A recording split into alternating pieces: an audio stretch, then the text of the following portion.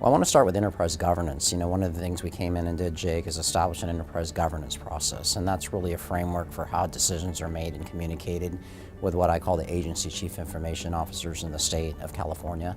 Additional governance structures have been also created with the County Association of CIOs and also the City Association of CIOs, because they're also partners at the State Data Center.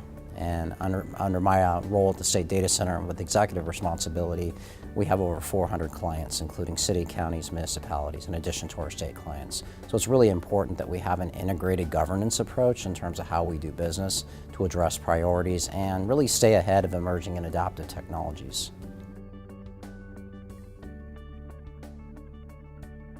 I think a couple of areas since I was sworn in by the Brown administration in June of last year is the area around consolidated email. We now have a track that we're going to consolidate 200,000 email boxes into the Microsoft Government Cloud from our original California Enterprise Solution platform, and then also our CA Mail platform at the data center. So we're going to retire the CA Mail platform and move into this new and improved email platform that provides the necessary security, the highest levels of security with FedRAMP compliance, CJIS compliance, and IRS compliance, as well as others. So we think this is moving the state in the right direction. We hope to have that transition completely done by the end of 2017, where all 200,000 boxes are migrated. I think another area too is our CalCloud initiative, Jake. One of the areas that we've sought out to do is now with CalCloud is to be more strategic in how we lay out the fundamental initiation activities for CalCloud. Today we have close to 100 customers now in CalCloud, serving a wide variety of organizations, including some cities as well, who've joined into that particular area. We see this as a way, again, to reinforce our security footprint in the state by centralizing data and managing it in a more secure environment. Additional CalCloud activities are ongoing right now. As we talked about emerging and adaptive technologies, we see cloud as a way to address that in an expedient manner. So we're looking at other ways that we can bring in more cloud providers and vendors into the CalCloud family or form of tools. Other areas too is our new Office of Innovation, obviously, and technology engagement. This is a new office under the operations area that's focusing on open data and open source. In California, we're looking at modular development in terms of taking on a new way of doing business.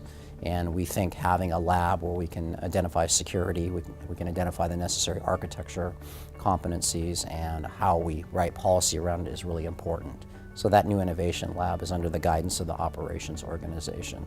We're looking forward to working with public-private partnerships and expanding that lab to make it more easily accessible for even citizens to come in and provide code, if you will, for applications that the state has a need for. And we think that this is going to be the way of the future in terms of how we manage things in an agile environment and create efficiencies in the technology area that brings business value. So those are some real highlights that I'm very proud of within the operations organization, and we'll continue to implement those as we move forward. Well, that's another challenge, opportunity. Where you talk about challenge, I think there's opportunity. Obviously, with the state workforce and 54% of the state workforce eligible to retire in the next couple of years, it's a huge challenge in the IT community. We have over 12,000 workers statewide in the state of California. And so one of the things that we're addressing is we've put together at my Office of Professional Development a succession and workforce plan. And that plan details how we're going to onboard new staff into state government. We're actually trying to track the millennials. So what we're doing with open source and modular development and virtual desktop and moving everything to the cloud, we're hopeful that we can attract the best and brightest talent to come to California. We're also looking at telework and ways that we can work virtually, because we know millennials and folks today don't want to come to a standard 8-to-5 job and sit in a cubicle. So how can we appeal to their needs to address our priorities in creating an environment where they can come in and be happy and work when they want to work, and be more specific and focus the state on project deliverables rather than backsides and seats. And I think that that's a new way, represents a new way of doing business. We're also attracting folks from the universities.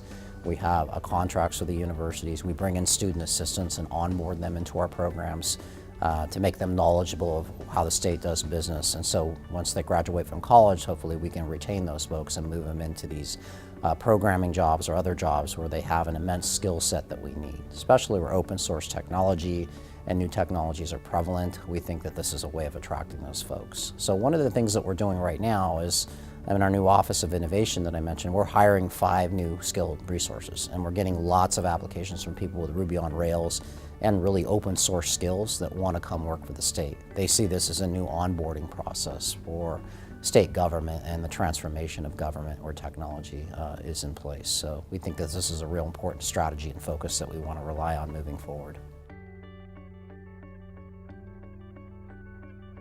Well, I think obviously California is known for innovation and transparency or transformation. We have the Silicon Valley 100 miles from Sacramento. We think it's important that we should be the leader in technology trends and emerging and adaptive technologies, and that's really where we're trying to steer our operations organization, not only to partner with Silicon Valley, but partner with the private sector where we see we can provide some harmonic balance, if you will, moving forward. And we think that that's really important, that we are the leader.